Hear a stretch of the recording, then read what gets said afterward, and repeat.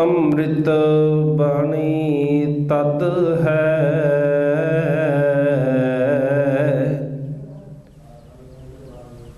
ਗੁਰਮੁਖ ਵਸੈ ਮਨ ਆਏ।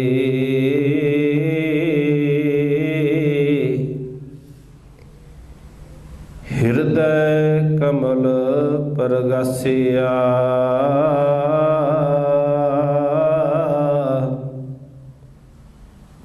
ज्योति जोत मिलाए। हृदय कमल परगासिया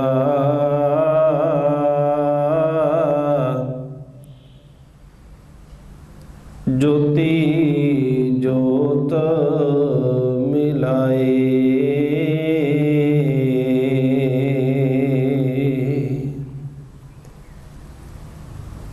परम सन्मान गुरजोग जुगो जुग अटल शब्द गुरु ज्ञान दे अथाह सागर धन धन सतगुरु गुरु ग्रंथ साहिब महाराज जी दी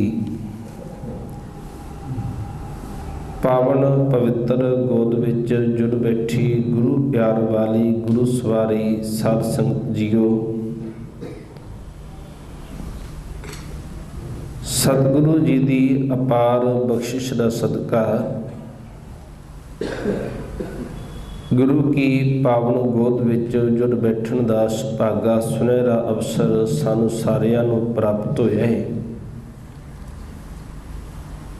आओ सतगुरु जी की पावन बाणी की लड़ीवार चल रही विचार दे नाल सांझ पाइए। उस तो पहला सतगुरु जी की बख्शी फतेह बड़े अदब प्यार नाल सांझी करो जी। वाहिगुरु जी का खालसा वाहिगुरु जी की फतेह।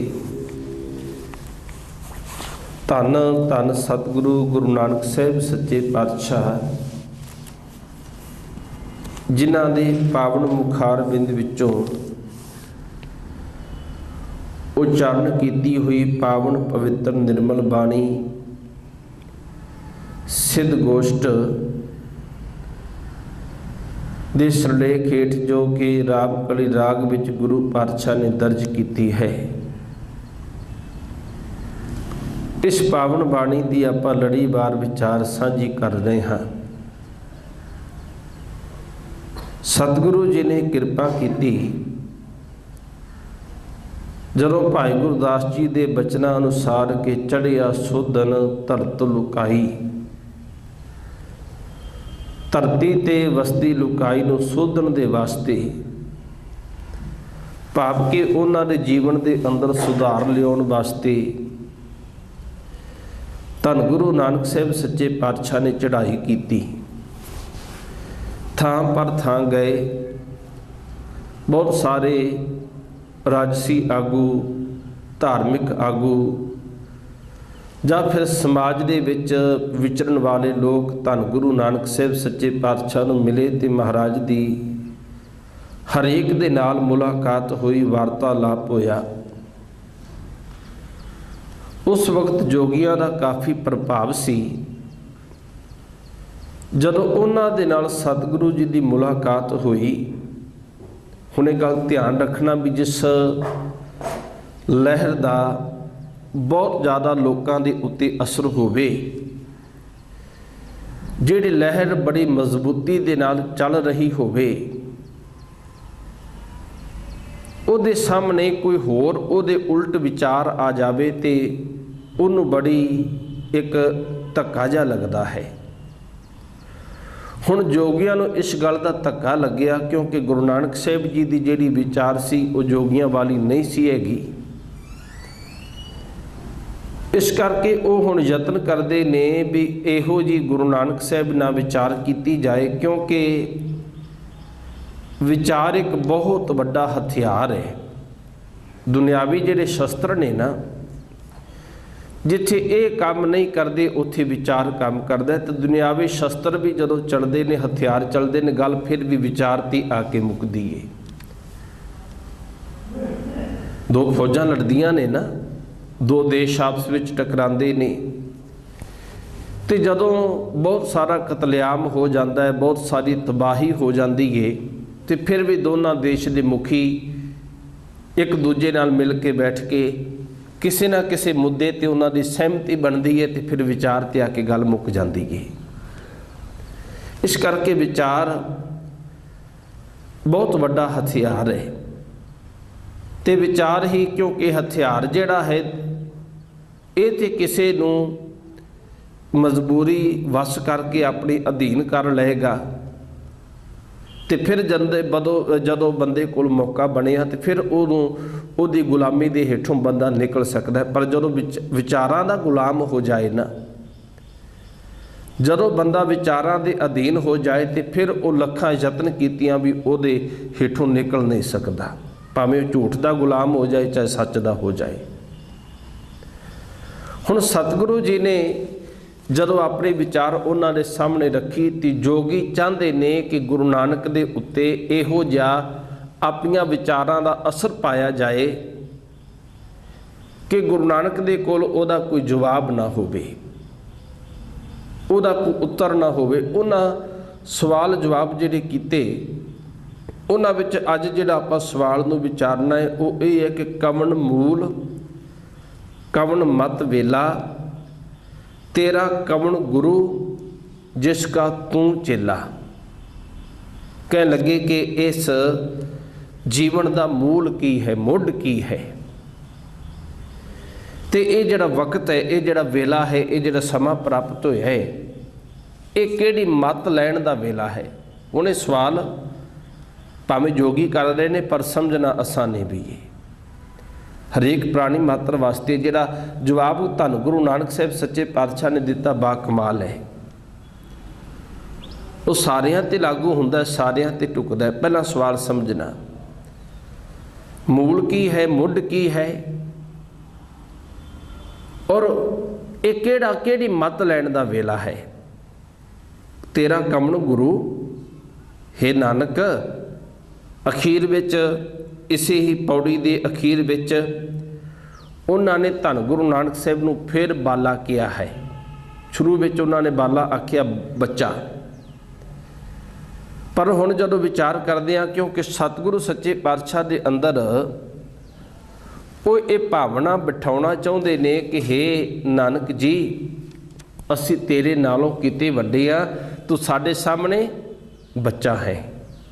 अज भी आपां वेखीए ना भी अज दे बुजुर्ग चार बैठे होवन तो आ उही पुरानियां रूढ़ीवादी गल्लां करी जान, वहमां भरमां वाले। अक्सर ही बुजुर्ग वहमां भरमां वाले पासे ज़्यादा ध्यान देंदे ने, ते कोई नौजवान जिहड़ा सियाणा होवे, पढ़िया लिखिया होवे, ते दूजे नंबर ते उहनूं गुरमत आउंदी होवे, वो गुरु की गल नूं समझदा होवे, ते जदों वो बुजुर्गां दे कोल आख देवे ना भी ये जिहड़ियां तुसीं गल्लां कर रहे हो ना, ये गुरमत वालियां नहीं, धन गुरु ग्रंथ साहिब के मुताबिक ये गल्लां नहीं।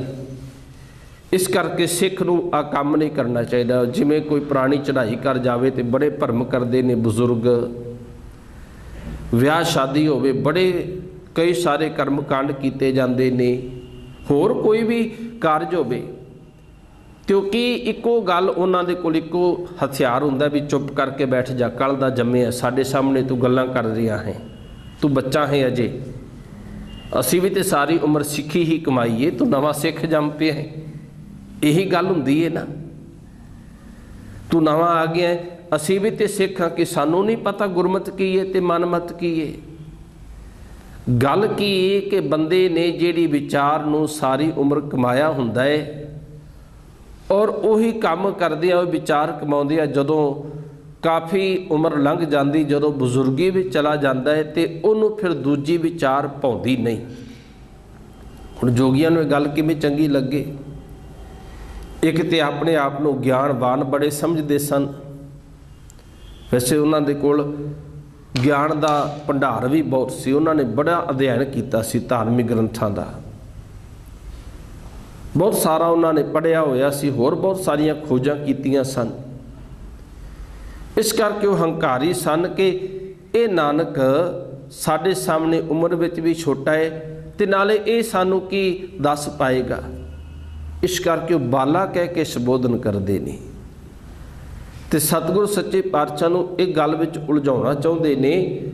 ਉਹਨਾਂ ਨੂੰ ਇਹ ਸਵਾਲ ਪੁੱਛਿਆ ਕਿ ਬਾਬਾ ਨਾਨਕ ਤੂੰ ਇਹ ਗੱਲ ਦੱਸ ਕਿ ਤੇਰਾ ਗੁਰੂ ਕੌਣ ਹੈ। ਉਹਨੇ ਕਿ ਧਿਆਨ ਦੇਣਾ। ਜਦੋਂ ਇਹ ਆਉਂਦਾ ਨਾ ਕਮਨ ਗੁਰੂ, ਜਦੋਂ ਕਮਨ ਆ ਜਾਏ ਨਾ, ਜਿੱਥੇ ਵੀ ਕਮਨ ਲਫ਼ਜ਼ ਆਇਆ ਇਹ ਇੱਕ ਸਵਾਲੀਆ ਫਿਕਰਾ ਹੈ, ਸਵਾਲ ਕੀਤਾ ਗਿਆ ਹੈ। ਤੇ ਉੱਥੇ ਸਵਾਲ ਜਦੋਂ ਇਸ ਤਰ੍ਹਾਂ ਦੇ ਜਿਵੇਂ ਆਪਾਂ ਜਪਜੀ ਦੇ ਵਿੱਚ ਪੜ੍ਹਦੇ ਹਾਂ, ਕਮਨ ਸਿਰੁੱਤੀ ਮਾ ਕਮਨ ਜਿਤ ਹੋਆ ਆਕਾਰ, ਉਹ ਕਿਹੜੀ ਰੁੱਤ ਸੀ, ਉਹ ਕਿਹੜਾ ਮਹੀਨਾ ਸੀ, ਉਹ ਕਿਹੜੀ ਥਿਤ ਸੀ ਜਦੋਂ ਆ ਸਾਰਾ ਆਕਾਰ ਬਣਿਆ। ਹੁਣ ਇੱਥੇ ਇਵੇਂ ਇਹ ਸਵਾਲ ਆਇਆ ਤੇਰਾ ਕਮਨ ਗੁਰੂ ਜਾਂ ਕਿਹੜਾ ਮੂਲ ਹੈ, ਮਤ ਕਿਹੜੀ ਮਤ ਲੈਣ ਦਾ ਵਕਤ ਹੈ। ਇਹਦਾ ਮਤਲਬ ਹੈ ਕਿ ਕਈ ਸਾਰੀਆਂ ਵਿਚਾਰਾਂ ਹੈਗੀਆਂ ਨੇ, ਕਿਉਂਕਿ ਗੁਰੂ ਇੱਕ ਨਹੀਂ। ਜਦੋਂ ਇੱਕ ਹੋਵੇ ਤੇ ਫਿਰ ਇਹ ਕਹਿਣ ਦੀ ਲੋੜ ਨਹੀਂ ਕਿ ਕਿਹੜਾ ਹੈ। ਕਈਆਂ ਵਿੱਚੋਂ, ਕਿਉਂਕਿ ਗੁਰੂ ਬਹੁਤ ਜ਼ਿਆਦਾ ਸਨ ਉਦੋਂ, ਤੇ ਉਹਨਾਂ ਨੇ ਗੁਰੂ ਨਾਨਕ ਸਾਹਿਬ ਦੇ ਸਨਮੁਖ ਇਹ ਸਵਾਲ ਰੱਖ ਦਿੱਤਾ ਵੀ ਗੁਰੂ ਤੇ ਬਹੁਤ ਸਾਰੇ ਨੇ, ਤੂੰ ਕਿਹੜੇ ਨੂੰ ਗੁਰੂ ਧੰਨ ਕੀਤਾ ਹੋਇਆ ਹੈ। ਪਹਿਲਾਂ ਤੇ ਦੱਸ ਵੀ ਤੂੰ ਕਿਸ ਦੀ ਵਿਚਾਰ ਦੇ ਅਨੁਸਾਰ ਆਪਣਾ ਜੀਵਨ ਬਤੀਤ ਕਰਦਾ ਹੈ। ਦੂਜੇ ਨੰਬਰ ਤੇ ਜੋਗੀ ਜਿਹੜੇ ਨੇ ਉਹ ਦੇਹਧਾਰੀ ਗੁਰੂ ਦੀ ਪ੍ਰਥਾ ਤੇ ਬੜਾ ਜ਼ੋਰ ਦਿੰਦੇ ਸਨ ਤੇ ਉਹਨਾਂ ਦੇ ਖਿਆਲ ਦੇ ਮੁਤਾਬਕ ਵੀ ਗੁਰੂ ਨਾਨਕ ਨੇ ਵੀ ਕਿਸੇ ਸਰੀਰ ਨੂੰ ਗੁਰੂ ਧੰਨ ਕੀਤਾ ਹੋਵੇਗਾ। ਸਾਨੂੰ ਪਤਾ ਤੇ ਚੱਲੇ ਵੀ ਇਹ ਕਿਹੜੇ ਗੁਰੂ ਦਾ ਚੇਲਾ ਹੈ। ਇਸ ਕਰਕੇ ਉਹ ਸਵਾਲ ਕਰਦੇ ਨੇ ਤੇ ਕਹਿਣ ਲੱਗੇ ਕਮਨ ਕਥਾ ਲੈ ਰਹੋ ਨਿਰਾਲੇ, ਤੂੰ ਕਿਹੜੀ ਕਥਾ ਲਈਏ। ਕਥਾ ਤੋਂ ਭਾਵ ਵਿਚਾਰ। ਜਦੋਂ ਆਪਾਂ ਕਥਾ ਕਰਨ ਦੀ ਗੱਲ ਕਰਦੇ ਹਾਂ ਵੀ ਸ਼ਬਦ ਦੀ ਕਥਾ ਹੋਵੇਗੀ, ਕਦੇ ਉਸੇ ਹੀ ਗੱਲ ਵਾਸਤੇ ਵਰਤਿਆ ਜਾਂਦਾ ਸ਼ਬਦ ਵੀ ਸ਼ਬਦ ਦੀ ਵਿਚਾਰ ਹੋਵੇਗੀ। ਕਦੇ ਵਿਚਾਰ ਸ਼ਬਦ ਵਰਤਦੇ ਹਾਂ, ਕਦੇ ਕਥਾ ਵਰਤਦੇ ਹਾਂ। ਇਹਦਾ ਮਤਲਬ ਵਿਚਾਰ। ਤੂੰ ਕਿਹੜੀ ਵਿਚਾਰ ਨੂੰ ਧਾਰਨ ਕੀਤਾ ਹੋਇਆ ਹੈ, ਤੇਰੇ ਕੋਲ ਵਿਚਾਰਧਾਰਾ ਕਿਸ ਦੀ ਹੈ, ਕਿਹੜੇ ਗੁਰੂ ਦੀ ਹੈ, ਜਿਸ ਕਾਰਨ ਤੂੰ ਆਖਦਾ ਮੈਂ ਨਿਰਾਲਾ ਰਹਿੰਦਾ ਹਾਂ। ਕਿਉਂਕਿ ਗੁਰੂ ਨਾਨਕ ਸਾਹਿਬ ਨੇ ਪਹਿਲਾਂ ਹੀ ਕਹਿ ਦਿੱਤਾ ਸੀ ਕਿ ਇਸ ਤਰ੍ਹਾਂ ਦਾ ਨਿਰਾਲਾਪਨ ਜਿਵੇਂ ਪਾਣੀ ਦੇ ਵਿੱਚ ਕਮਲ ਦਾ ਫੁੱਲ ਰਹਿੰਦਾ ਹੈ। ਤੂੰ ਇਹ ਨਿਰਾਲਾਪਨ ਕਿੱਥੋਂ ਧਾਰਨ ਕੀਤਾ ਹੈ। ਤੇ ਕਹਿ ਲੱਗੇ ਬੋਲੇ ਨਾਨਕ ਸੁਣੋ ਤੁਮ ਬਾਲੇ।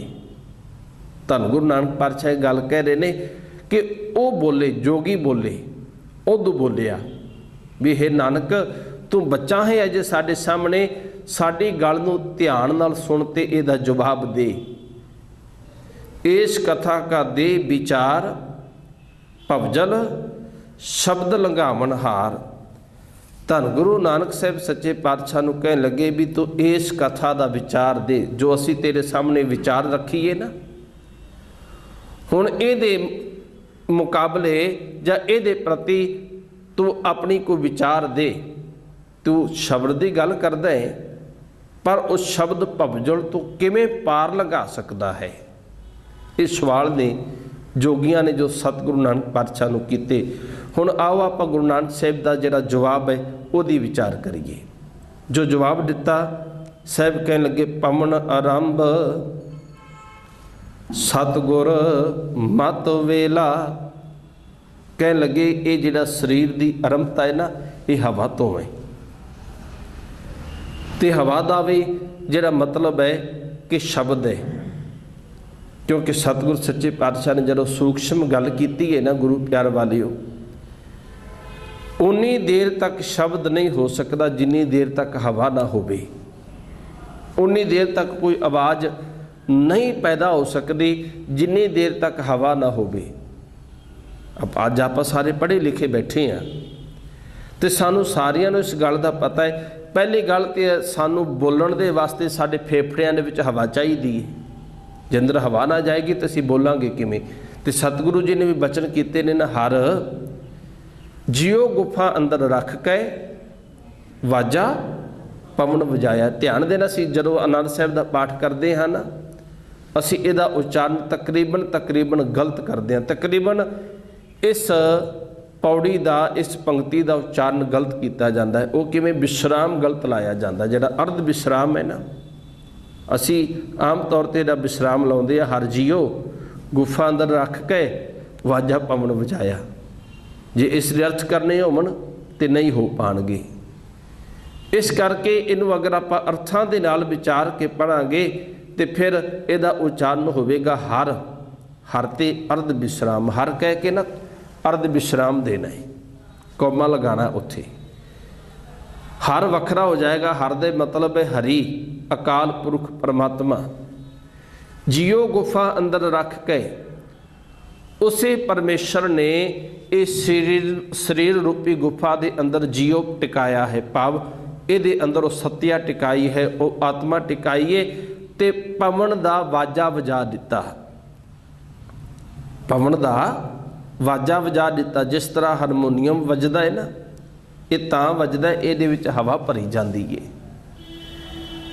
ਜਾਂ ਫਿਰ ਜਿਹੜੇ ਵਾਜੇ ਉਸ ਵਕਤ ਵੀ ਜਿਵੇਂ ਬੰਸਰੀ ਹੋ ਗਈ ਜਾਂ ਆਪਾਂ ਬੈਂਡ ਵਾਜੇ ਵੇਖਦੇ ਹਾਂ, ਬੈਂਡ ਵੱਜਦਾ ਹੈ, ਉਹਦੇ ਵਿੱਚ ਤੇ ਫੂਕ ਹੀ ਮਾਰੀ ਜਾਂਦੀ ਨਾ, ਮੂੰਹ ਦੇ ਨਾਲ ਫੂਕ ਭਰੀ ਜਾਂਦੀ ਹੈ ਤਾਂ ਉਹ ਵੱਜਦਾ ਹੈ।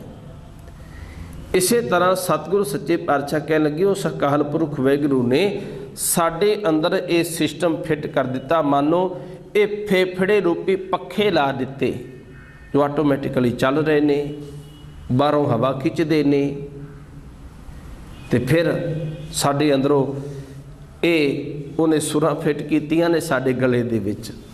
ਸਾਡੀ ਜਿਹੜੀ ਘੰਟੀ ਏ ਇਹਦੇ ਵਿੱਚ ਸੁਰਾਂ ਫਿੱਟ ਕੀਤੀਆਂ ਨੇ। ਕਦੇ ਅਸੀਂ ਉੱਚੀ ਬੋਲਦੇ ਹਾਂ, ਕਦੇ ਮੱਧਮ ਬੋਲਦੇ ਹਾਂ, ਕਦੇ ਬਿਲਕੁਲ ਨੀਵੀਂ ਆਵਾਜ਼ ਵਿੱਚ ਬਹੁਤ ਹੌਲੀ ਹੌਲੀ ਬੋਲਦੇ ਹਾਂ।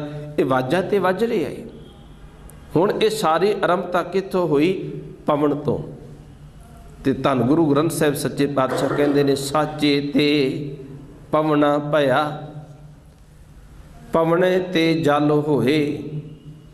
ਕਿੰਨੀ ਸੁੰਦਰ ਵਿਚਾਰ ਬਖਸ਼ਿਸ਼ ਕੀਤੀ ਗੁਰੂ ਪਾਤਸ਼ਾਹ ਨੇ। ਜਲ ਤੇ ਤਿਰ ਭਵਨ ਸਾਜਿਆ, ਘਟ ਘਟ ਜੋਤ ਸਮੋਏ। ਇਸ ਕਰਕੇ ਜਿਹੜਾ ਮੂਲ ਹੈ, ਜਿਹੜੀ ਆਰੰਭਤਾ ਹੈ, ਸਾਹਿਬ ਕਹਿਣ ਲੱਗੇ ਹਵਾ ਤੋਂ ਹੈ, ਪਵਨ ਤੋਂ ਹੈ। ਪਰ ਉਹ ਪਵਨ ਕਿੱਥੋਂ ਆਇਆ? ਸਾਚੇ ਤੋਂ। ਸੱਚੇ ਦੇ ਹੁਕਮ ਦੇ ਨਾਲ ਹੀ ਇਹ ਪਵਨ ਨੇ ਇੱਥੇ ਫਿਰਨਾ ਸ਼ੁਰੂ ਕੀਤਾ। ਅੱਗੇ ਗੁਰੂ ਪਾਤਸ਼ਾਹ ਕਹਿੰਦੇ ਨੇ ਉਹਨਾਂ ਨੇ ਸਵਾਲ ਕੀਤਾ ਸੀ ਕਵਣ ਮਤ ਵੇਲਾ, ਕਿਹੜੀ ਮਤ ਲੈਣ ਦਾ ਵਕਤ ਹੈ, ਸਾਨੂੰ ਕਿਹੜੀ ਮਤ ਦੇ ਧਾਰਨੀ ਬਣਨਾ ਚਾਹੀਦਾ ਹੈ। ਹੁਣੇ ਵੀ ਇੱਕ ਧਿਆਨ ਦੇਣਾ, ਮਤਾਂ ਤੇ ਕਈ ਨੇ ਦੁਨੀਆ ਦੇ ਅੰਦਰ, ਹਰੇਕ ਨੇ ਆਪਣੀ ਆਪਣੀ ਮਤ ਹੀ ਸਾਡੇ ਸਾਹਮਣੇ ਰੱਖੀ ਹੈ। ਹੁਣ ਚਾਰ ਬੰਦੇ ਮਿਲ ਕੇ ਬੈਠ ਜਾਣ ਨਾ, ਹਰ ਕੋਈ ਕਿਸੇ ਇੱਕ ਵਿਸ਼ੇ ਤੇ ਗੱਲ ਚੱਲਦੀ ਹੋਵੇ ਤੇ ਹਰੇਕ ਦਾ ਨਜ਼ਰੀਆ ਉਸ ਗੱਲ ਨੂੰ ਵੇਖਣ ਦਾ ਆਪੋ ਆਪਣਾ ਹੋਏਗਾ। ਹਰ ਕੋਈ ਆਪੋ ਆਪਣੀ ਮਤ ਦੇਗਾ ਉੱਥੇ ਜਿੰਨਾ ਕੋ ਜਾਣਦਾ ਹੋਏਗਾ। ਪਰ ਇੱਥੇ ਗੁਰੂ ਪਾਤਸ਼ਾਹ ਨੂੰ ਇਹੀ ਸਵਾਲ ਆਇਆ ਵੀ ਕਿਹੜੀ ਮਤ ਲੈਣੀ ਹੈ, ਜੀਵਨ ਸਫਲ ਕਰਨਾ ਹੈ ਨਾ, ਅਸੀਂ ਕਿਸ ਦੇ ਮਤ ਦੇ ਧਾਰਨੀ ਬਣੀਏ। ਹੁਣ ਸਾਨੂੰ ਵੀ ਇਹ ਗੱਲ ਵਿਚਾਰਨ ਵਾਲੀ ਹੈ ਵੀ ਕਿਹੜੀ ਮਤ ਦੇ ਧਾਰਨੀ ਬਣਨ ਵਾਸਤੇ ਧੰਨ ਗੁਰੂ ਨਾਨਕ ਸਾਹਿਬ ਸੱਚੇ ਪਾਤਸ਼ਾਹ ਨੇ ਕਿਹਾ। ਇੱਥੇ ਵੀ ਕਈ ਮਤਾਂ ਨੇ ਪਰ ਸਭ ਤੋਂ ਸ੍ਰੇਸ਼ਟ ਮਤ ਕਿਹੜੀ ਹੈ? ਸਤਿਗੁਰ ਸੱਚੇ ਪਾਤਸ਼ਾਹ ਨੇ ਜਵਾਬ ਦਿੱਤਾ, ਕਹਿਣ ਲੱਗੇ ਸਤਿਗੁਰ ਮਤ ਵੇਲਾ। ਕਹਿਣ ਲੱਗੇ ਇਹ ਜਿਹੜਾ ਵਕਤ ਹੈ ਨਾ, ਵੇਲਾ ਦਾ ਅਰਥ ਵਕਤ, ਸਮਾਂ, ਇਹ ਜਿਹੜਾ ਮਨੁੱਖਾ ਰੂਪੀ ਇਹ ਜੀਵਨ ਰੂਪੀ ਸਮਾਂ ਪ੍ਰਾਪਤ ਹੋਇਆ ਹੈ ਨਾ, ਇਹ ਸਤਿਗੁਰੂ ਦੀ ਮਤ ਲੈਣ ਦਾ ਹੈ। ਤੇ ਗੁਰੂ ਨਾਨਕ ਪਾਤਸ਼ਾਹ ਨੂੰ ਪੁੱਛੀਏ ਮਹਾਰਾਜ ਤੁਸੀਂ ਸਤਿਗੁਰੂ ਕਿਸ ਨੂੰ ਕਹਿੰਦੇ ਹੋ? ਤੇ ਗੁਰੂ ਪਾਤਸ਼ਾਹ ਨੇ ਸਤਿਗੁਰੂ ਕਿਹਾ ਹੈ ਪਰਮੇਸ਼ਰ ਨੂੰ, ਅਕਾਲ ਪੁਰਖ ਨੂੰ। ਕਹਿ ਲੱਗੇ ਮਤ ਲੈਣ ਦਾ ਵਕਤ ਹੈ, ਪਰ ਉਹ ਵੀ ਅਕਾਲ ਪੁਰਖ ਨੇ ਜੋ ਬਖਸ਼ਿਸ਼ ਕੀਤੀ ਹੈ। ਜੋ ਸੱਚ ਦੀ ਵਿਚਾਰ, ਇੱਥੇ ਮਤ ਤੋਂ ਭਾਵ ਹੈ ਪਰਮੇਸ਼ਰ ਦੀ ਮਤ, ਅਕਾਲ ਪੁਰਖ ਜੀ ਦੀ ਸੱਚ ਦੀ ਵਿਚਾਰਧਾਰਾ, ਉਹ ਲੈਣ ਦਾ ਵਕਤ ਹੈ। ਮਨੁੱਖਾ ਜਨਮ ਐਵੇਂ ਝੂਠੀਆਂ ਵਿਚਾਰਾਂ ਦੇ ਵਿੱਚ ਗਵਾਉਣ ਦਾ ਨਾਮ ਮਨੁੱਖਾ ਜਨਮ ਨਹੀਂ ਹੈ।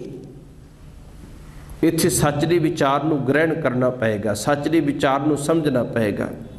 ਤੇ ਉਹਨਾਂ ਨੇ ਫਿਰ ਸਵਾਲ ਕੀਤਾ ਸੀ ਤੇਰਾ ਗੁਰੂ ਕੌਣ ਹੈ? ਧੰਨ ਗੁਰੂ ਨਾਨਕ ਸਾਹਿਬ ਨੇ ਜਵਾਬ ਦਿੱਤਾ ਸ਼ਬਦ ਗੁਰੂ, ਮੇਰਾ ਗੁਰੂ ਹੈ ਸ਼ਬਦ।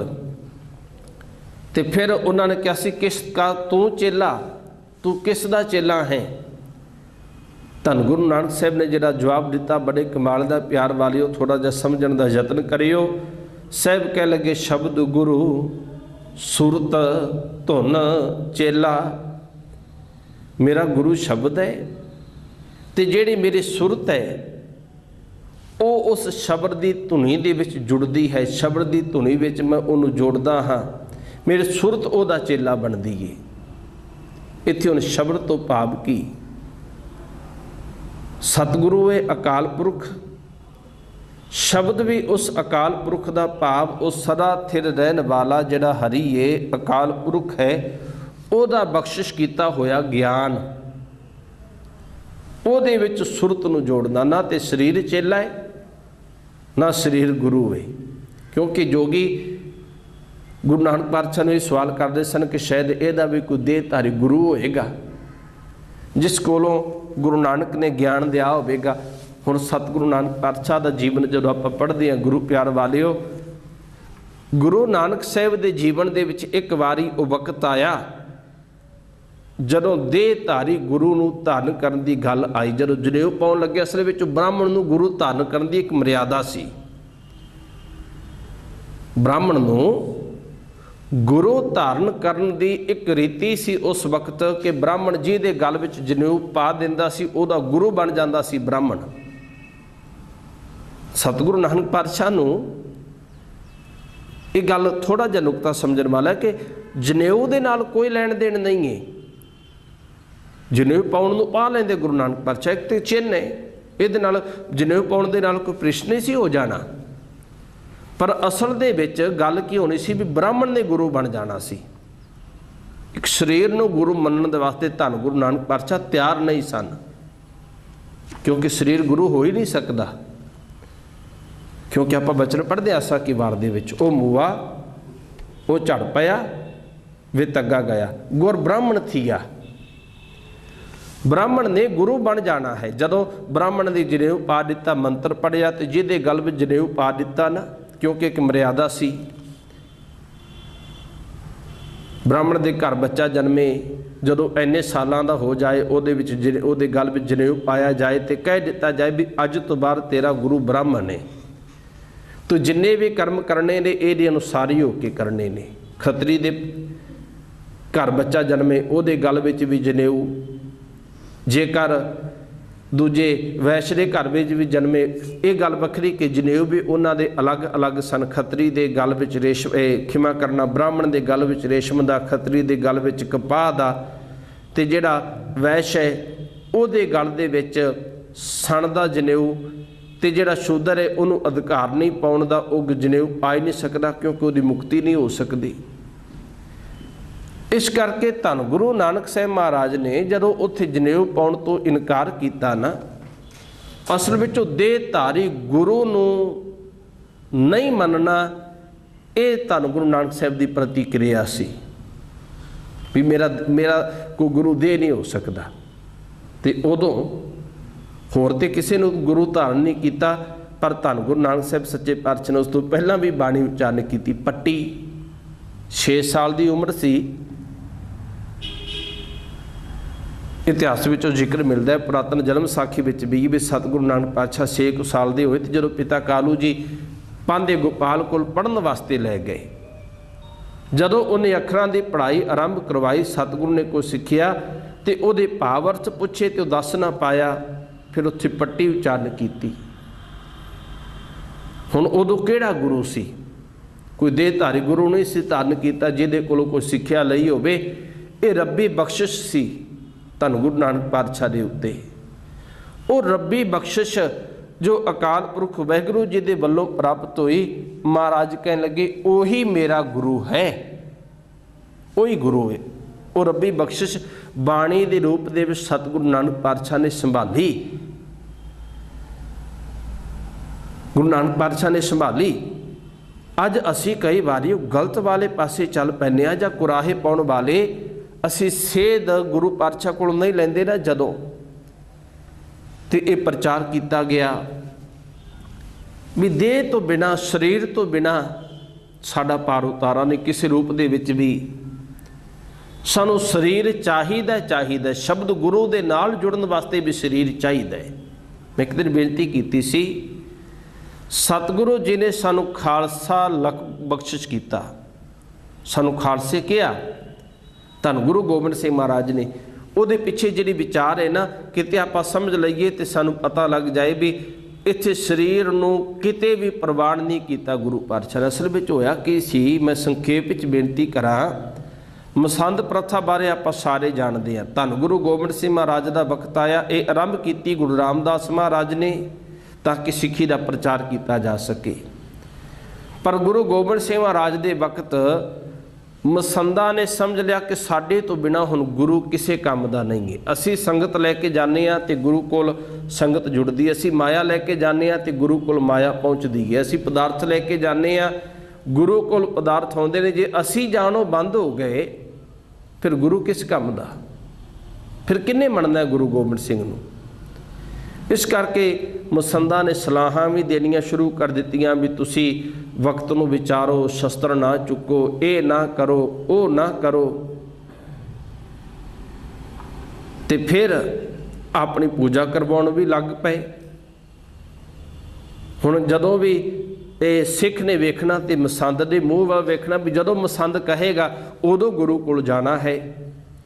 ਧੰਨ ਗੁਰੂ ਗੋਬਿੰਦ ਸਿੰਘ ਮਹਾਰਾਜ ਨੂੰ ਜਦੋਂ ਸਾਰੀਆਂ ਖਬਰਾਂ ਮਿਲੀਆਂ ਤੇ ਉਹਨਾਂ ਨੇ ਜਿਹੜੇ ਦੋਸ਼ੀ ਮਸੰਦ ਸਨ ਉਹਨਾਂ ਨੂੰ ਸਜ਼ਾਵਾਂ ਦਿੱਤੀਆਂ। ਆਪਾਂ ਇਤਿਹਾਸ ਪੜ੍ਹਦੇ ਹਾਂ। ਫਿਰ ਸਿੱਖਾਂ ਨੂੰ ਕਿਹਾ ਵੀ ਤੁਹਾਨੂੰ ਖਾਲਸੇ ਬਣਾ ਲਿਆ, ਅੱਜ ਤੋਂ ਬਾਅਦ ਤੁਹਾਡਾ ਸਿੱਧਾ ਸੰਬੰਧ ਗੁਰੂ ਨਾਲ ਹੈ, ਤੁਹਾਨੂੰ ਵਿੱਚ ਵਿਚੋਲਾ ਪਾ ਕੇ ਮੇਰੇ ਕੋਲ ਆਉਣ ਦੀ ਲੋੜ ਨਹੀਂ ਹੈ।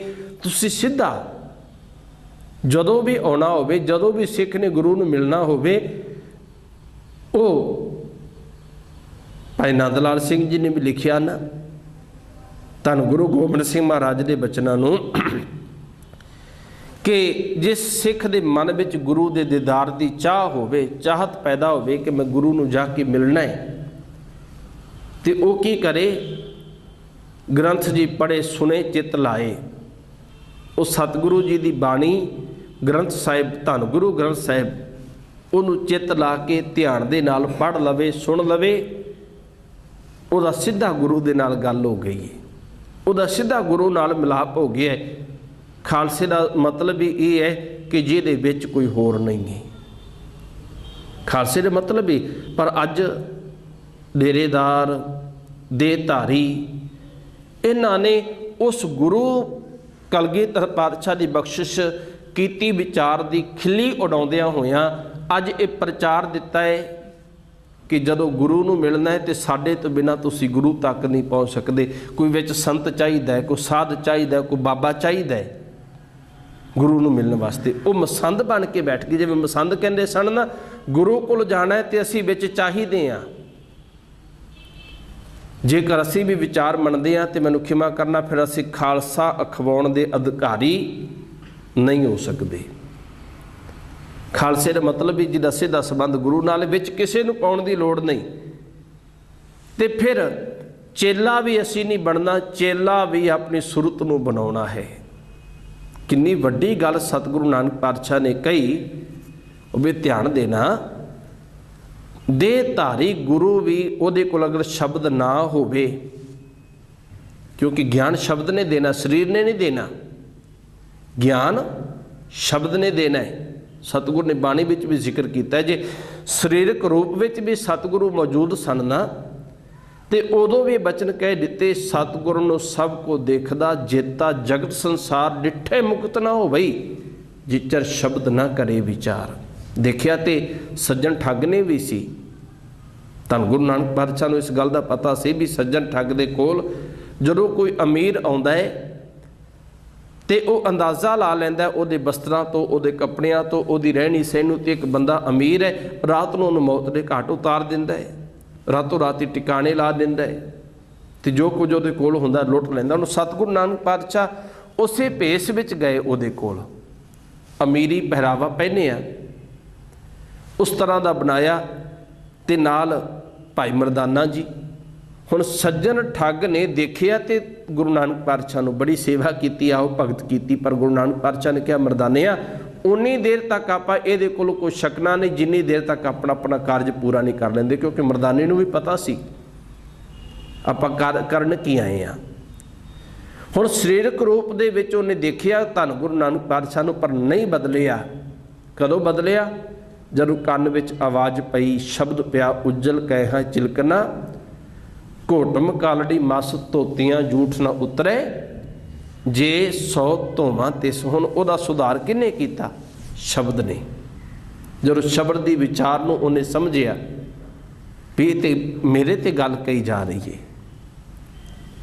ये तो गल मेरे वास्ते कही जा रही है, तो फिर अखीर चरना ते आगे डिग पिया, कहन लगे महाराज ये तो मेरी तस्वीर है जिहड़ी तुसीं शब्दां विच बयान कीती है, किते असीं भी अपनी सुरत जोड़ के गुरु का शब्द सुन लईए, किते मनमुख की गल आवे तो मैं कह सकां महाराज आ ते मेरी तस्वीर है, तुसीं मनमुख वाली बयान कीती। पर मैं की वेखदा, जदों मनमुख की गल आउंदी है मैं अपने आड़े दुआले वेखण लग जाना कि मेरा भरा मनमुख है, मेरा गुआढ़ी मनमुख है, फलाना सिख मनमुख है, वो इहो जे कर्म करदा, मैं तो नहीं करदा। साकत की गल आउंदी है किसी दूजे पासे ध्यान, किते सुरत शब्द नाल जुड़ गई तो अपना आप किते नज़र आण लग पवे तो समझ लेना असी गुरु दे चेले बन गए हाँ, क्योंकि शब्द नाल सुरत जोड़नी सी। मैं अर्ज कर लगा सा, सरीरक रूप दे विच शरीर कदी भी ज्ञान नहीं दे सकता जिन्नी देर तक वो शब्द ना बोले। जिहड़े देहधारी गुरु भी बन के बैठे ने ना, डेरेदार, जो गुंगे होके बैठ जान, बोलन ही ना अपने मूँह तो कुछ, कि उन्हां दे चेलियां नूं कुछ मिलेगा? हुण जिहड़ा आदान प्रदान हुंदा शब्द दे द्वारा ही हुंदा है ना। चेलियां नूं अगर कुछ ज्ञान मिलदा है, गुरु भी उन्हां दे जिहड़ा देहधारी गुरु है वो भी अगर कोई मंत्र दिंदा है तो शब्द द्वारा बोल के ते कंन विच पाउंदा है, जुबान तो बोल के ते उन्हां दे कंन विच पाउंदा है। इस करके गुरु प्यार वालियो, सतगुरु सच्चे पातशाह ने किरपा कीती, रहमत कीती, सानू शब्द रूपी गुरु बख्श दिता। कह लगे मेरा भी गुरु शब्द है ते मनुखता दा गुरु भी शब्द है। इस शब्द ने ते जिहड़ा गुरु दा अर्थ की है, संस्कृत दे गरी शब्द, गरी धातु तो गुरु लफ्ज बने, जिस दा अर्थ है हनेरे नूं खा जाना। गुरु दा अर्थ है हनेरा, रूह दा अर्थ है चानन। हनेरे नूं खत्म करके जीवन दे अंदर चानन कर देवे, तो शरीर ने नहीं करना। किसी शरीर में ताकत नहीं जे हुंदी ना, तो सतगुरु नानक पातशाह की करते भी जेड़ा भी महाराज के कोल आउंदा उहदे सिर ते हथ रख दे। जिस तरह आम तौर पर दिखाया जाता है भी इस तरह हथ कीता, विचों किरणा निकलियां, कुछ शक्ति निकली, तो बंदे दे अंतेकरण में चानन हो गया, उन्होंने अगले पिछले जन्मां दी सूझी हो गई। मैनूं खिमा करना, एक केवल दिखाउण मात्र ते हो सकता है, केवल ड्रामेबाजी ते हो सकती है, हकीकत विच नहीं। जे हुंदी ना तो गुरु नानक पातशाह जाते सारियां दे सिर ते हथ रखते, फिर अगे तुर जाते, फिर सिर ते हथ रखते, तो पूरी दुनिया के अंदर प्रकाश हो जाना सी। जिदम भी पखंडी गुरु जिहड़े इहो जी गल्लां करते ने, फिर रखना सिर ते हथ रखणो, तो सारियां नूं जदों अज भी देहधारी गुरुआं दे कोल मिनिस्टर जाते हैं तो थापड़े देंदे ने, सिर ते हथ रखते हैं, तो फिर मिनिस्टरां दे जीवन विचों तो भ्रिष्टाचार खत्म हो जाना चाहिए। कोई बाबा जी का जिहड़ा बड़ा मेहरा भरिया हथ उन्हां दे सिर ते रखिया गया है, तो खत्म हो जाना चाहिए इस भ्रिष्टाचार। तकरीबन साडे जिहड़े लीडर ने, मिनिस्टर ने, ये सारे ही इन्हां लोकां दे डेरे दी हाजरियां भरदे ने ना, तो सारे थापड़े भी देंदे ने उन्हां नूं। जे केवल इस तरह सरीरक तौर पर हथ रखण दे नाल किसी दा पार उतारा हुंदा तो फिर तो दुनिया बदली होनी सी, पर नहीं, शरीर नहीं जी कुछ कर सकता।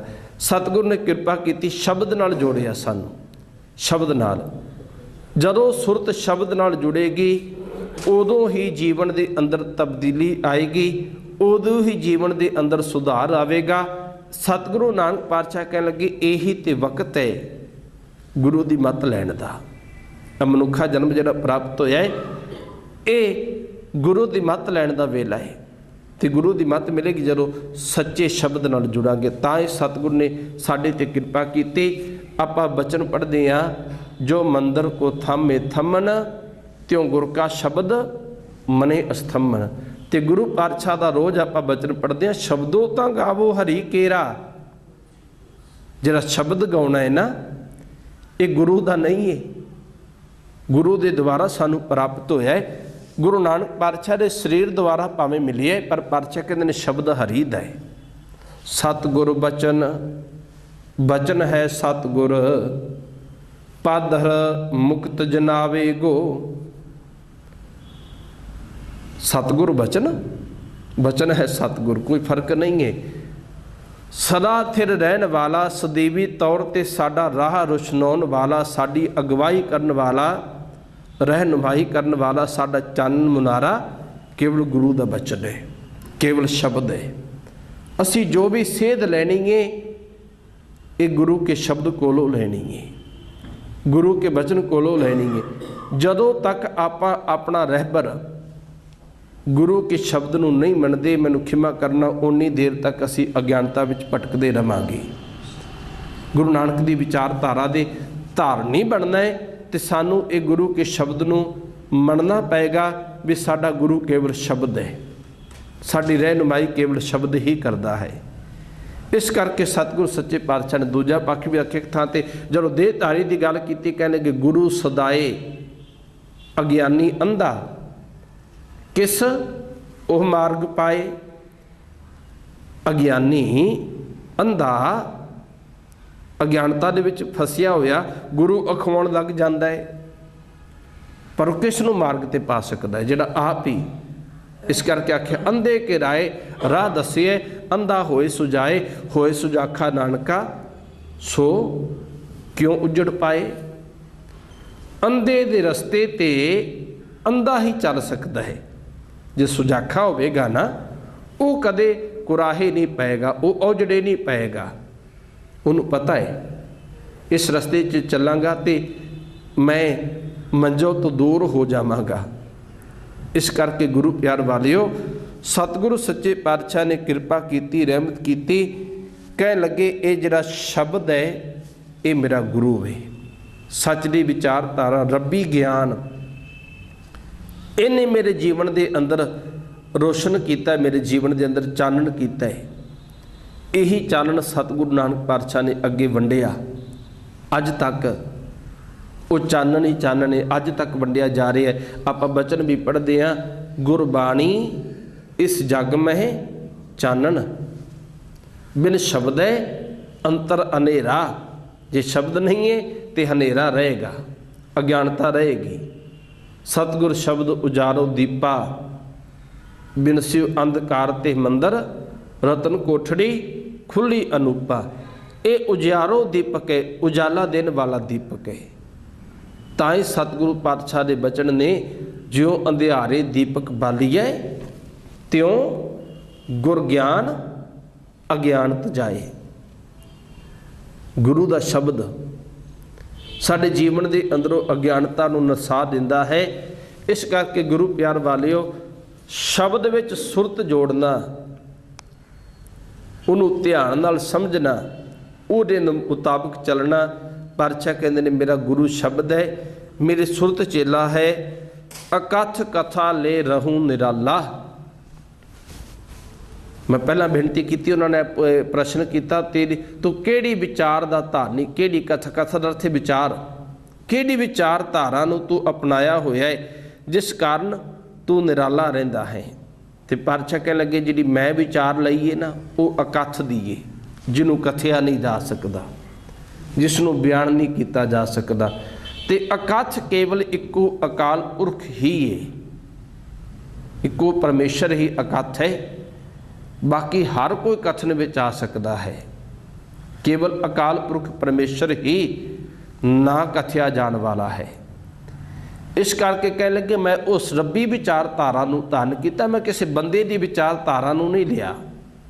ਹੁਣ ਇੱਥੇ ਵੀ ਧਿਆਨ ਦੇਣਾ, ਕਈ ਵਾਰੀ ਕੁਝ ਭੁੱਲੜ ਲੋਕ ਅਕਸਰ ਹੀ ਕਹਿ ਦਿੰਦੇ ਨੇ ਵੀ ਗੁਰੂ ਨਾਨਕ ਨੇ ਵੇਦਾਂ ਦੇ ਵਿੱਚੋਂ, ਸਿਮਰਤੀਆਂ ਦੇ ਵਿੱਚੋਂ ਬਾਣੀ ਉਹਨਾਂ ਦੇ ਰੂਪ ਹੈ, ਉੱਥੇ ਤੇ ਵਿਚਾਰ ਲਈਏ ਗੁਰੂ ਸਾਹਿਬ ਨੇ।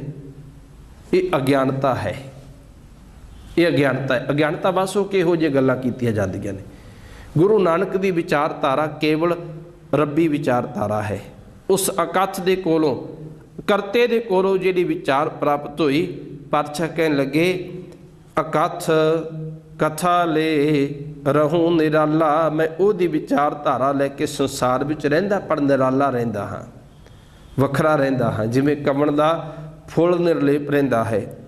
ਨਾਨਕ ਜੁਗ ਜੁਗ ਗੁਰ ਗੋਪਾਲਾ। ਕਹਿਣ ਲੱਗੇ ਉਹ ਜੁਗਾਂ ਜੁਗਾਂਤਰਾਂ ਤੱਕ, ਭਾਵ ਸਦੀਵੀ ਰਹਿਣ ਵਾਲਾ ਉਹੀ ਗੁਰੂ ਹੈ ਜਿਹੜਾ ਧਰਤੀ ਦਾ ਪਾਲਕ ਹੈ। ਹੁਣ ਧਰਤੀ ਦਾ ਪਾਲਕ ਕੌਣ ਹੈ?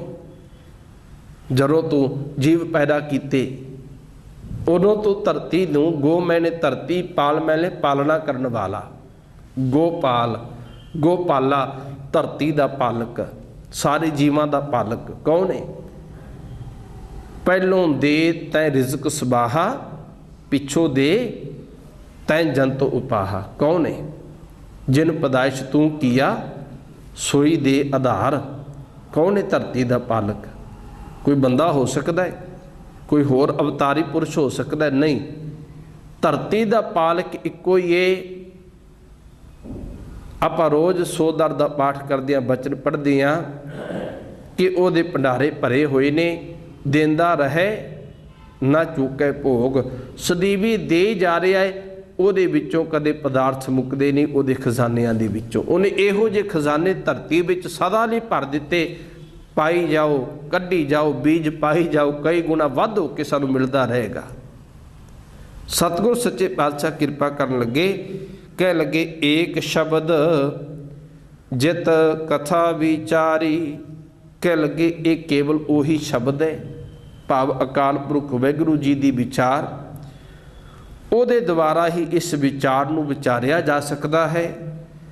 ਗੁਰਮੁਖ ਹਉਮੈ ਅਗਣ ਨਿਵਾਰੀ। ਕਹਿਣ ਲੱਗੇ ਹੇ ਭਾਈ, ਇਸ ਤਰ੍ਹਾਂ ਉਸ ਗੁਰੂ ਦੇ ਸਨਮੁਖ ਹੋ ਕੇ, ਜਿਹੜਾ ਜੁਗ ਜੁਗ ਗੁਰ ਹੈ, ਜਿਹੜਾ ਸਦਾ ਕਾਇਮ ਰਹਿਣ ਵਾਲਾ ਸਤਿਗੁਰੂ ਹੈ, ਭਾਵ ਅਕਾਲ ਪੁਰਖ ਹੈ, ਉਹਦੇ ਸਨਮੁਖ ਹੋ ਕੇ ਹੀ ਜਦੋਂ ਕੋਈ ਆਪਣਾ ਜੀਵਨ ਬਤੀਤ ਕਰਦਾ ਭਲਿਓ, ਉਦੋਂ ਜੀਵਨ ਦੇ ਅੰਦਰੋਂ ਜਿਹੜੀ ਹਉਮੈ ਹੈ, ਤੇ ਹਉਮੈ ਦੀ ਅਗਨ, ਕਿਉਂਕਿ ਅੱਗ ਦੀ ਤਰ੍ਹਾਂ ਸਾੜਦੀ ਹੈ ਹਉਮੈ, ਕਹਿਣ ਲੱਗੇ ਇਹ ਨਿਵਰ ਜਾਂਦੀ ਏ, ਇਹ ਠੰਡੀ ਠਾਰ ਹੋ ਜਾਂਦੀ ਏ ਜਾਂ ਦੂਰ ਹੋ ਜਾਂਦੀ। ਨਿਵਰੀ ਦਾ ਅਰਥ ਦੂਰ ਹੋਈ। ਇਸ ਤਰ੍ਹਾਂ ਹਉਮੈ ਦੀ ਅਗਨ ਦੂਰ ਹੁੰਦੀ ਏ। ਧੰਨ ਗੁਰੂ ਨਾਨਕ ਸਾਹਿਬ ਸੱਚੇ ਪਾਤਸ਼ਾਹ ਨੇ ਉਹਨਾਂ ਨੂੰ ਇਹ ਵਿਚਾਰ ਬਖਸ਼ਿਸ਼ ਕੀਤੀ। ਇਸ ਕਰਕੇ ਆਪਾਂ ਨੂੰ ਵੀ ਇਹ ਵਿਚਾਰਨ ਦੀ ਲੋੜ ਹੈ ਕਿ ਪਹਿਲੀ ਤੇ ਗੱਲ, ਸਾਡਾ ਗੁਰੂ ਸਰੀਰ ਨਹੀਂ ਹੈ ਤੇ ਨਾ ਹੀ ਚੇਲਾ ਸਾਡਾ ਸਰੀਰ ਹੈ। ਸਾਡਾ ਗੁਰੂ ਹੈ ਸ਼ਬਦ, ਉਹਦੇ ਨਾਲ ਸੁਰਤ ਜੋੜਨੀ। ਇਹ ਗੁਰੂ ਤੇ ਚੇਲੇ ਦਾ ਸੰਬੰਧ ਹੈ। ਗੁਰੂ ਤੇ ਚੇਲੇ ਦਾ ਸੰਬੰਧ ਉਦੋਂ ਹੀ ਬਣੇਗਾ ਜਦੋਂ ਸ਼ਬਦ ਤੇ ਸੁਰਤ ਦਾ ਮਿਲਾਪ ਹੋਵੇਗਾ। ਇਸ ਕਰਕੇ ਭਾਈ ਗੁਰਦਾਸ ਨੇ ਵੀ ਕਹਿ ਦਿੱਤਾ ਵੀ ਸਾਡੀ ਤਸਵੀਰ ਵੀ ਕੇਵਲ ਗੁਰੂ ਦਾ ਸ਼ਬਦ ਹੈ। ਗੁਰੂ ਦੀ ਤਸਵੀਰ ਦੇਖਣੀ ਹੋਵੇ ਤੇ ਗੁਰਮੂਰਤ ਗੁਰ ਸ਼ਬਦ ਹੈ, ਸਾਰ ਸੰਗਤ ਵਿੱਚ ਪ੍ਰਗਟੀ ਆਇਆ। ਸਾਡਾ ਗੁਰੂ ਕੋਈ ਹੋਰ ਨਹੀਂ, ਨਾ ਤਸਵੀਰ ਗੁਰੂ ਵੇ, ਨਾ ਕੋਈ ਦੇਹਧਾਰੀ ਗੁਰੂ ਵੇ, ਨਾ ਕੋਈ ਹੋਰ ਚੀਜ਼। ਸਾਡਾ ਗੁਰੂ ਹੈ ਗਿਆਨ, ਸਾਡਾ ਗੁਰੂ। ਭਗਤ ਕਬੀਰ ਜੀ ਵੀ ਕਹਿੰਦੇ ਨੇ, ਕਹੋ ਕਬੀਰ ਮੈਂ ਸੋ ਗੁਰ ਪਾਇਆ, ਜਾਕਾ ਨਾਉ ਬਬੇਕੋ। ਗਿਆਨ ਸ਼ਬਦ ਹੀ ਮੇਰਾ ਗੁਰੂ ਹੈ। ਭਗਤ ਕਬੀਰ ਜੀ ਨੇ ਵੀ ਆਪਣੇ ਬਚਨਾਂ ਵਿੱਚ ਆਪਣੇ ਮੂੰਹ ਤੋਂ ਬਚਨ ਕਹੇ ਵੀ ਮੈਂ ਉਸ ਗੁਰੂ ਨੂੰ ਪ੍ਰਾਪਤ ਕੀਤਾ ਹੈ, ਭਾਵ ਰੱਬੀ ਗਿਆਨ ਵਿਵੇਕ ਜਿਹੜਾ ਅਕਾਲ ਪੁਰਖ ਵਾਹਿਗੁਰੂ ਜੀ ਤੋਂ ਪ੍ਰਾਪਤ ਹੋਇਆ, ਉਹੀ ਮੇਰਾ ਗੁਰੂ ਹੈ। ਜਿੰਨੇ ਵੀ ਭਗਤ ਸਾਹਿਬਾਨ ਗੁਰੂ ਗ੍ਰੰਥ ਸਾਹਿਬ ਦੇ ਵਿੱਚ ਬੈਠੇ ਨੇ, ਉਹ ਸਾਰਿਆਂ ਦਾ ਗੁਰੂ ਉਹ ਅਕਾਲ ਪੁਰਖ ਵਾਹਿਗੁਰੂ ਹੈ, ਤੇ ਉਸੇ ਦੇ ਨਾਲ ਹੀ ਸਾਨੂੰ ਵੀ ਵਾਰ-ਵਾਰ ਜੋੜ ਰਹੇ ਨੇ। ਇਸ ਕਰਕੇ ਆਪਾਂ ਵੀ ਉਸ ਸਿਧਾਂਤ ਨੂੰ ਸਮਝਣ ਦਾ ਯਤਨ ਕਰਨਾ ਹੈ, ਹੋਰਨਾਂ ਨੂੰ ਵੀ ਸਮਝਾ ਸਕੀ ਤੇ ਬੜੀ ਚੰਗੀ ਗੱਲ ਹੋਵੇਗੀ, ਕਿਉਂਕਿ ਸਾਡਾ ਫਰਜ਼ ਬਣਦਾ ਹੈ। ਮੈਂ ਇੱਕੋ ਗੱਲ ਕਹਿ ਕੇ ਸਮਾਪਤੀ ਕਰਾਂ। ਮੈਂ ਗੱਲ ਬੇਨਤੀ ਕਰ ਰਿਹਾ ਸੀ, ਭਾਈ ਗੁਰਦਾਸ ਨੇ ਕਿਹਾ ਵੀ ਸ਼ਬਦ ਗੁਰੂ ਜਾਂ ਗੁਰਮੂਰਤ ਗੁਰ ਸ਼ਬਦ ਹੈ। ਗੁਰੂ ਦੀ ਮੂਰਤੀ ਕੋਈ ਹੋਰ ਨਹੀਂ ਹੋ ਸਕਦੀ, ਕੇਵਲ ਸ਼ਬਦ ਹੈ। ਤੇ ਮੈਨੂੰ ਯਾਦ ਆਇਆ ਬਈ, ਕਿਉਂਕਿ ਤੁਸੀਂ ਜਾਣਦੇ ਹੋ ਮੁਹੰਮਦ ਸਾਹਿਬ ਜੋ ਇਸਲਾਮ ਜਗਤ ਦੇ ਮੁਖੀ ਨੇ, ਪੈਗੰਬਰ ਨੇ, ਤੇ ਉਹਨਾਂ ਦੇ ਮੁਤਾਬਕ ਉਹੀ ਪੈਗੰਬਰ ਨੇ। ਉਹਨਾਂ ਦੀ ਤਸਵੀਰ ਨਹੀਂ ਬਣ ਸਕਦੀ। ਮੁਸਲਮਾਨ ਕਦੇ ਵੀ ਉਹਨਾਂ ਦੀ ਤਸਵੀਰ ਨੂੰ ਪ੍ਰਵਾਨ ਨਹੀਂ ਕਰਦਾ। ਉਹਨਾਂ ਦੀ ਜਿਹੜੀ ਪਵਿੱਤਰ ਕਲਾਮ ਹੈ ਕੁਰਾਨ ਦੇ ਵਿੱਚ ਲਿਖੀ ਹੋਈ ਸਿਰਫ ਉਹਨੂੰ ਹੀ ਪੜ੍ਹਦੇ ਨੇ। ਤੇ ਜਦੋਂ ਉਹ ਚਲਾਣਾ ਕਰ ਗਏ ਨਾ, ਜਦੋਂ ਉਹਨਾਂ ਦੀ ਪਤਨੀ ਜਿਹਦਾ ਨਾਮ ਸੀ ਆਇਸ਼ਾ, ਕੁਝ ਫਕੀਰ ਕੁਝ ਮੁਸਲਮਾਨ ਜਿਹੜੇ ਸਾਨੂੰ ਮਿਲ ਕੇ ਉਹਦੇ ਕੋਲ ਗਏ ਵੀ ਸਾਡਾ ਪਿਆਰਾ ਮੁਹੰਮਦ ਸਾਹਿਬ ਤੇ ਸਾਨੂੰ ਸਰੀਰਕ ਤੌਰ ਤੇ ਵਿਛੋੜਾ ਦੇ ਗਿਆ ਤੇ ਕਿਉਂ ਨਾ ਉਹਨਾਂ ਦੀ ਕੋਈ ਤਸਵੀਰ ਬਣਾ ਲਈ ਜਾਏ ਜਾਂ ਉਹਨਾਂ ਦੀ ਜਿਹੜੀ ਸੂਰਤ ਹੈ ਉਹਨਾਂ ਨੂੰ ਸਾਂਭ ਕੇ ਰੱਖ ਲਿਆ ਜਾਏ ਵੀ ਆਉਣ ਵਾਲੀਆਂ ਨਸਲਾਂ ਨੂੰ ਵਿਖਾਵਾਂਗੇ ਵੀ ਇਹੋ ਜਿਹੇ ਹੁੰਦੇ ਸਨ ਮੁਹੰਮਦ ਸਾਹਿਬ। ਉਹ ਆਇਸ਼ਾ ਕੋਲ ਚਲੇ ਗਏ ਵੀ ਤੁਸੀਂ ਦੱਸੋ, ਇੱਕ ਮੁਸੱਵਰ ਲੈ ਕੇ ਆਏ ਆ, ਤੁਸੀਂ ਦੱਸੋ ਉਹਨਾਂ ਦਾ ਰੂਪ ਕਿਹੋ ਜਿਹਾ ਸੀ, ਅੱਖਾਂ ਕਿਹੋ ਜਿਹੀਆਂ ਸਨ, ਕਿਉਂਕਿ ਤੁਸੀਂ ਉਹਨਾਂ ਦੇ ਨਾਲ ਰਹੇ ਹੋ ਬਹੁਤ ਸਮਾਂ, ਤੁਹਾਨੂੰ ਚੰਗੀ ਤਰ੍ਹਾਂ ਪਤਾ ਹੋਵੇਗਾ ਉਹਨਾਂ ਦਾ ਰੰਗ ਕਿਹੋ ਜਿਹਾ ਸੀ, ਦਾੜੀ ਕਿਹੋ ਜਿਹੀ ਸੀ, ਨੱਕ ਕਿਹੋ ਜਿਹਾ ਸੀ, ਅੱਖਾਂ ਕਿਹੋ ਜਿਹੀਆਂ ਸਨ, ਤੁਸੀਂ ਦੱਸੋ ਤੇ ਇਹ ਮੂਰਤੀ ਬਣਾ ਦੇਗਾ। ਤੇ ਉਹ ਕਿਉਂਕਿ ਚੰਗੀ ਤਰ੍ਹਾਂ ਜਾਣਦੇ ਸਨ ਮੁਹੰਮਦ ਸਾਹਿਬ ਦੀ ਵਿਚਾਰਧਾਰਾ ਨੂੰ, ਤੇ ਕਹਿਣ ਲੱਗੇ ਵੀ ਖੁਸ਼ ਹੋਣ ਦੀ ਬਜਾਏ ਨਾ ਜਿਹੜੀ ਉਹਨਾਂ ਦੀ ਪਤਨੀ ਆਇਸ਼ਾ ਸੀ ਉਹ ਉਹਨਾਂ ਨਾਲ ਨਾਰਾਜ਼ ਹੋ ਗਈ। ਉਹਨਾਂ ਨੇ ਪੁੱਛਿਆ ਨਾਰਾਜ਼ ਹੋਣ ਦਾ ਕਾਰਨ ਕੀ? ਇੱਕੋ ਜਵਾਬ ਦਿੱਤਾ ਵੀ ਤੁਹਾਨੂੰ ਉਹਨਾਂ ਦੇ ਜਿਹੜਾ ਪਾਕ ਕਲਾਮ ਹੈ, ਭਾਵ ਕਿ ਜਿਹੜਾ ਸ਼ਬਦ ਹੈ, ਜੇ ਉਹਦੇ ਵਿੱਚੋਂ ਤੁਹਾਨੂੰ ਉਹਨਾਂ ਦੀ ਤਸਵੀਰ ਨਜ਼ਰ ਨਹੀਂ ਆਈ ਨਾ, ਤੁਹਾਨੂੰ ਕਦੇ ਵੀ ਨਜ਼ਰ ਨਹੀਂ ਆ ਸਕਦੀ। ਤੇ ਇਹ ਗੱਲ ਬੜੀ ਕੀਮਤੀ ਕਹੀ ਸੀ, ਇਹ ਸਾਡੇ ਤੇ ਵੀ ਢੁਕਦੀ ਹੈ ਵੀ ਸਾਨੂੰ ਅਗਰ ਸ਼ਬਦ ਵਿੱਚੋਂ ਗੁਰੂ ਨਾਨਕ ਦੀ ਤਸਵੀਰ ਨਜ਼ਰ ਨਹੀਂ ਆਈ ਤੇ ਆਪ ਤਸਵੀਰਾਂ ਘਰਾਂ ਵਿੱਚ ਟੰਗਣ ਦਾ ਕੋਈ ਫਾਇਦਾ ਨਹੀਂ ਜੀ ਹੈਗਾ। ਇਹ ਸਿਰਫ ਮਨੋਕਲਪਤ ਨੇ, ਝੂਠੀਆਂ ਨੇ। ਸਾਨੂੰ ਸ਼ਬਦ ਗੁਰੂ ਨਾਲ ਤੋੜਨ ਵਾਲਿਆਂ ਨੇ ਇਹਨਾਂ ਤਸਵੀਰਾਂ ਦੇ ਵਿੱਚ ਉਲਝਾ ਕੇ ਰੱਖ ਦਿੱਤਾ ਹੈ। ਆਓ ਉਲਝਣ ਵਿੱਚੋਂ ਨਿਕਲੀਏ ਤੇ ਕੇਵਲ ਗੁਰੂ ਸ਼ਬਦ ਨਾਲ ਜੁੜਨ ਦਾ ਯਤਨ ਕਰੀਏ। ਸਾਡਾ ਗੁਰੂ ਸ਼ਬਦ ਹੀ ਸਭ ਕੁਛ ਹੈ। ਗੁਰੂ ਕਿਰਪਾ ਕਰੇ। ਇੱਥੇ ਹੀ ਸਮਾਪਤੀ। ਅਨੇਕ ਪ੍ਰਕਾਰ ਦੀਆਂ ਭੁੱਲਾਂ ਧੰਨ ਗੁਰੂ ਗ੍ਰੰਥ ਸਾਹਿਬ ਆਪ ਗੁਰੂ ਕੀ ਸੰਗਤ ਬਖਸ਼ੰਦ ਹੋ, ਬਖਸ਼ ਲੈਣਾ ਜੀ। ਫਤਿਹ ਬੁਲਾਓ। ਵਾਹਿਗੁਰੂ ਜੀ ਕਾ ਖਾਲਸਾ, ਵਾਹਿਗੁਰੂ ਜੀ ਕੀ ਫਤਿਹ।